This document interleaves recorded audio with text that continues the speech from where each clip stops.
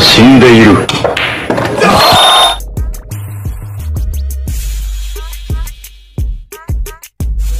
You might miss this ball.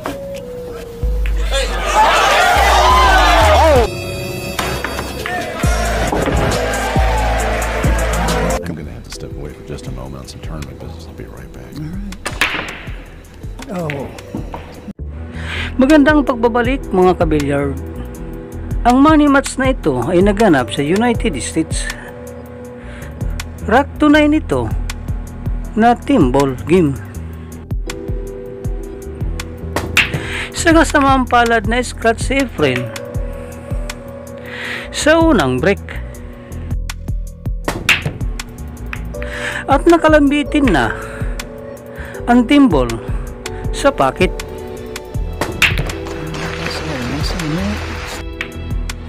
At nakuha ng English player ang unang puntos sa match na ito.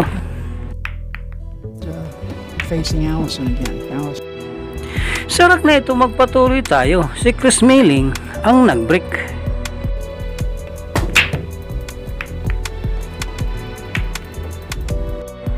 Nakuha niya ang 5 ball sa break at magandang open shot sa uno.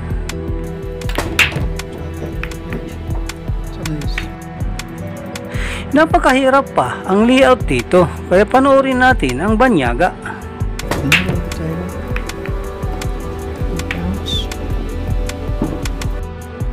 Si Chris Smalling pala ay tirador galing ng England.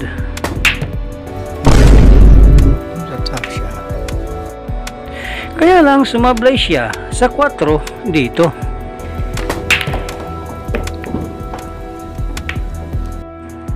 Ito na ang chance ni Efren para makapuntos dito. Naganap ang matinding match na ito noong taon 2018. Ang mananalo dito ay tatanggap ng $10,000 US. Magiging maganda ang labanan na ito dahil world champion ang mga players.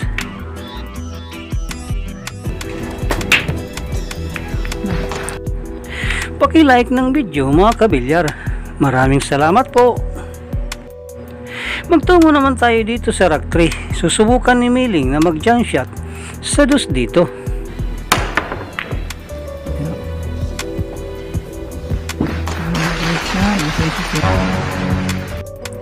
Napakagaling na long distance jump shot sa dos.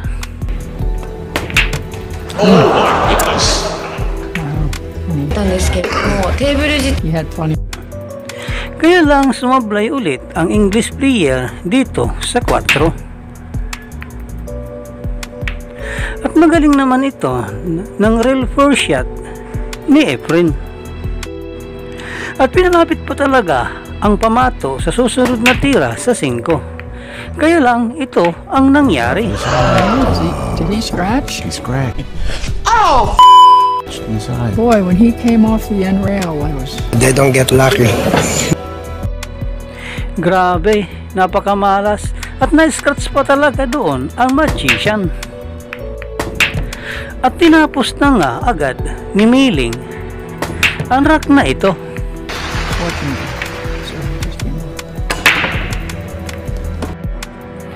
Tara mga kabilyar at panoorin natin ang rack 5. Lawang pa rin si Chris Smalling, 3-1 ang score. Magaling ang break shot ni Efren dito at sinundan agad nito ng isang defensive shot.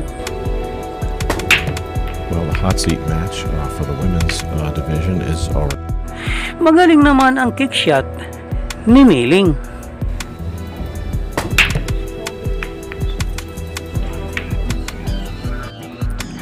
At grabe, napakagaling talaga ni Efren sa cue ball control.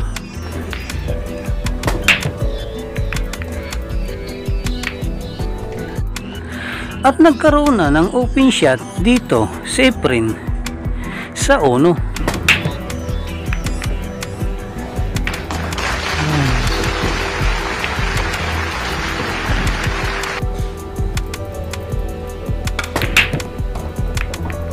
Magaling ang long shot sa uno at dahil doon may open table layout na dito ang Pinoy legend. Maybe he'll just Missing the 8. Efren likes to be, so he's gonna. Nasa 64 years old na pala si Efren Reyes sa panahong ito.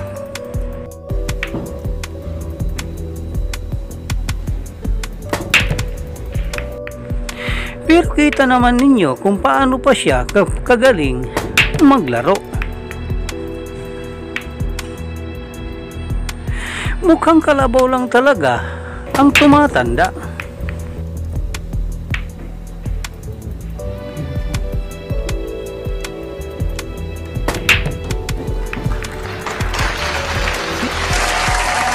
At napakagaling na run out. Ubos ang mga bola.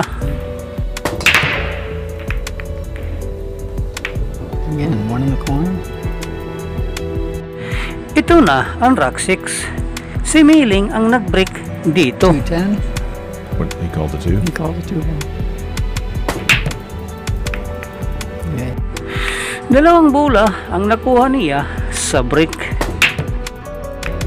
If he gets going for it, you know he's gonna.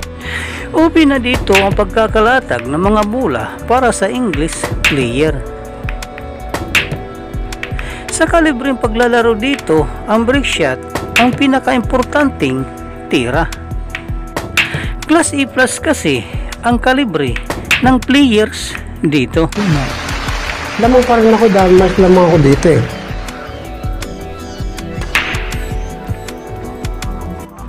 Grabe, hindi rin talaga magpapatalo ang katunggali ni Efren. Break and run out ang sagot ng English player. Ito na ang rack 7. Ang score ay 4-2. In favor pa rin kay Miling. He's not.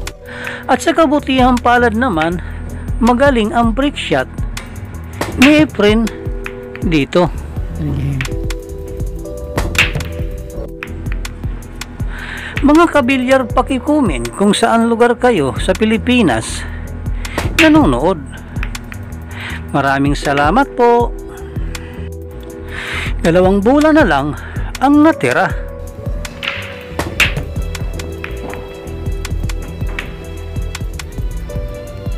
Pretty routine shot.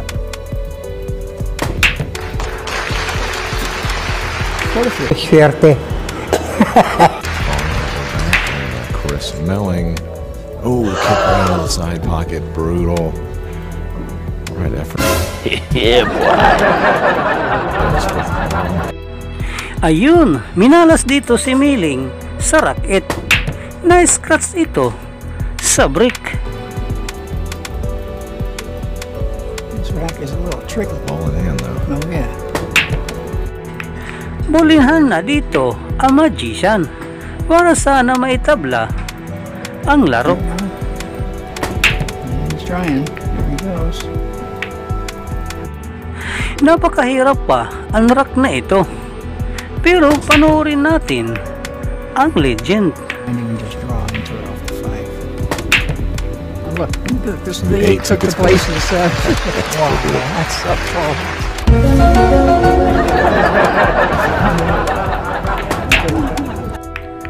Dahil sa tira ni Efren sa 5, nagawa niya ng paraan upang ma-open up ang rack na ito. I think so, yeah.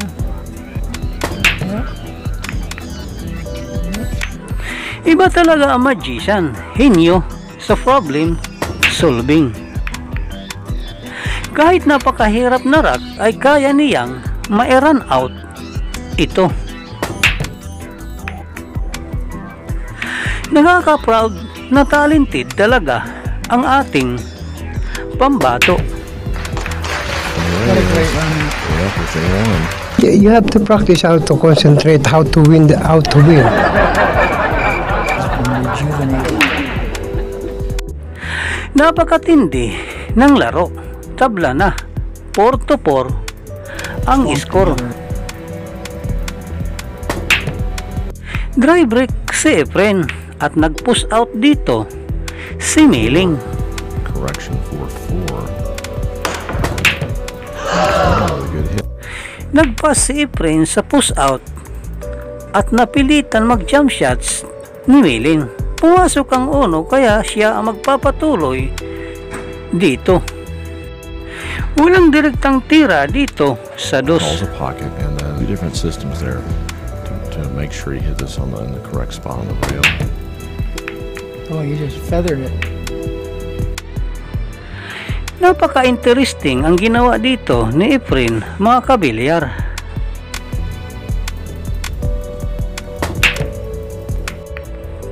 Kung mapapansin ninyo, ang tin ball ay malapit doon sa corner pocket. At panurin mabuti ang tira ni Efren sa 4 dito. It's coming down. And he's going to play the billiard on the 10 from underneath, like I said before.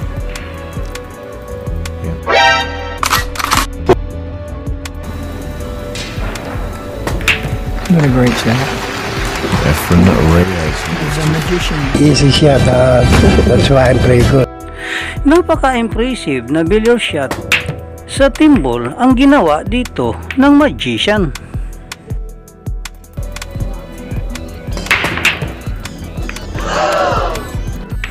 Ito na ang rack 10. Lamang si Efren, mga kabilyar. 5-4. Nakuha man ni Miling ang tin ball ay babalik ito sa spot. Yung kasi unroll ng tin ball dito. No golden bricks allowed. Magaling ang depensa dito ni Miling sa Ono. Didn't even try to hit it. Walang option si Efren kundi mag-intentional foul na lang. Let's see. I'm alive. Sinubukan niyang ilagay ang dos sa mahirap na position. This Because here Buddy is, Hall seance. and after seeing him play one time, Pero binaliwala lang ito ni Chris Miling. Iba din talaga ang dunong ng player na ito.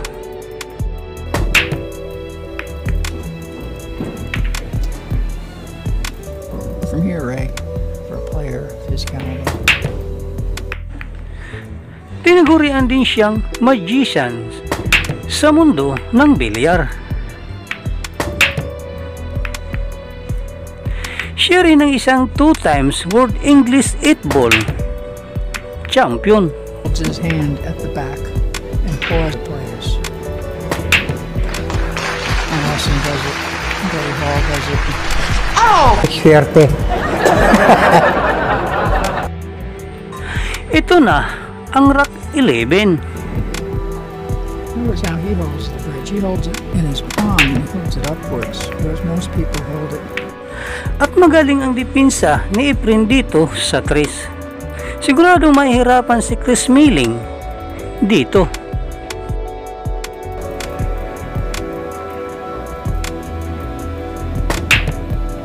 Beautiful hit.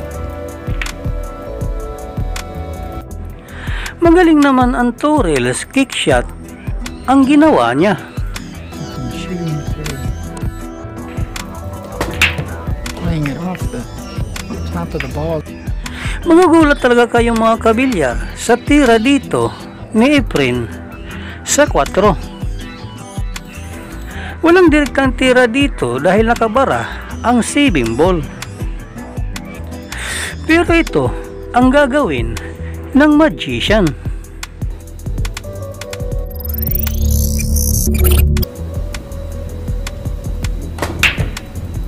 Oh boy, bingo. Oh, Jen. Dahil mas lamang ako dito eh. Wow, isang napaka-precise na kick shot sa 4. Dahil sa mga tirang kagaya nito ay tinawag si Efren na The Magician. Ito ang epekto ng paglalaro ni Efren ng carom o tricasion billiard noong nagsisimula pa lang siya. 6. But spear it in.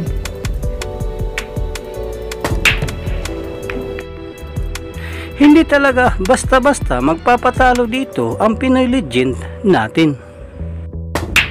Paki-like naman ng video mga kabilyard, malaking tulong ito para sa amin. Maraming salamat po.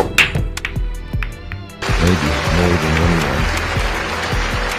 6'5". Go ahead here. And I handed him a rack of balls and he goes over to the table. Here's my first. Grabe, umabot na tayo sa rack 13. Tabla na ulit ang laro. 6-6 ang score. Pool cue case and it directs a lot of music. Sa kasamaang palad, walang pumasok sa break ni Efren. Those two ball, find out in a second there. Now I think you can see it threaded between all those balls. Si Chris Smelling na ang magpapatuloy sa rack Very na nice. ito. Yeah, and he's on the 3. And I'm just gonna stick it in there. There's no stick in here. Very nice. He's a former world number 1 sa World Rules British 8-Ball Championship.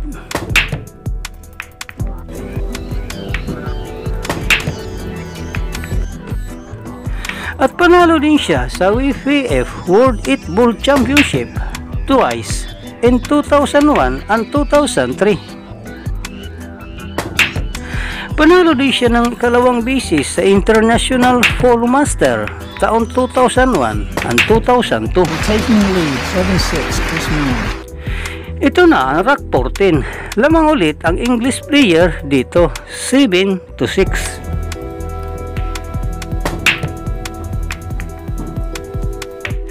Apat na bola na lang ang natitira dito.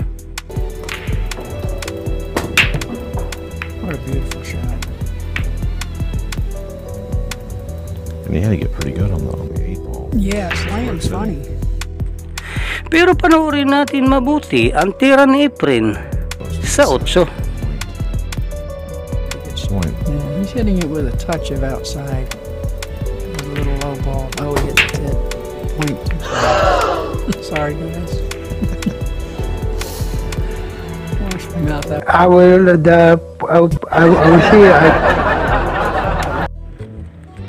Medyo mahirap din talaga ang tirang iyon, kaya sumablay si Efren Reyes. Siguradong mahirapan ang ating pambato dito. Dahil mga kapatong na sahil ang kanyang katunggali. 8-7, Chris Milling. At nasahil na nga si Chris Smelling. 8-6 ang score dito mga kabilyar. Mga kabilyar, paki-comment Efren Reyes good. Magtungo na tayo sa rack 15. Si Efren ang sasargo dito. Sinubukan niyang dumipinsa sa 2. Kaya lang may open shot na dito ang English player.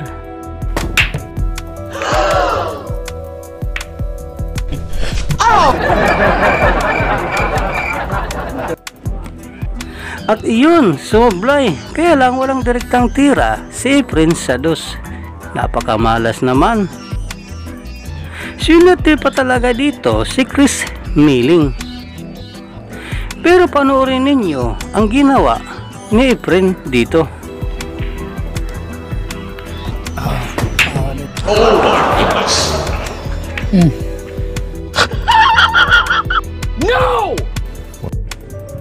Grabe naman yon. Sa kasamang palad na scratch pa talaga si Efren dito. Napatamaan ni Efren ang 2 at na-scratch pa talaga ito. Ganyan talaga ang bilyar. Minsan swerte, minsan minamalas din talaga.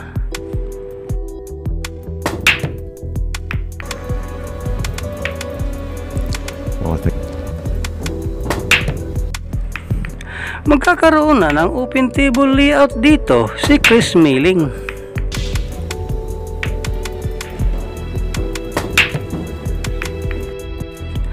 Paki-comment ng mga bansa niyo mga kabilyar. Maraming salamat po. At hindi nga pinalad ng ating pool legend dito at natalo ito ni Chris Smelling 9-6 ang final score dito. Dito na po nagtatapos ang ating mahiwagang video. Maraming salamat po sa inyong panonood, walang sawang suporta. Ikaw ka-Bilyard, anong masasabi mo sa magandang performance pinakita ng ating The Magician? Walang iba kundi si Efren Bata Reyes. Para sa inyong opinion, i-comment mo niyan sa ating comment section sa ibaba. At kung nagustuhan mo naman ang video ito, paiwan naman ako ng like at pasubscribe na rin sa ating munting channel. Maraming salamat po sa inyong panonood. Sama kayo na rin lang, mag-ingat, God bless. Bye bye.